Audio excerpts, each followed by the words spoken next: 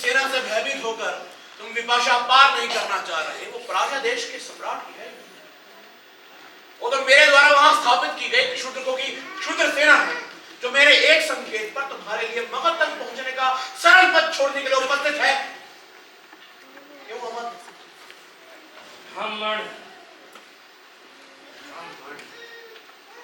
ठीक, मैं रहूंगा। ये तो मान लेने योग्य सम्मति है, परंतु लगाया। राक्षस तुम रहो और राजकुमारी भी रहे, और तुम्हारे साथ मगध जो नवीन गुलमाए हैं उन्हें भी रहना होगा। सिकंदर की सेना जब रावी के अंतिम छोर तक पहुंचेगी, तब तुम्हारी सेना का काम पड़ेगा।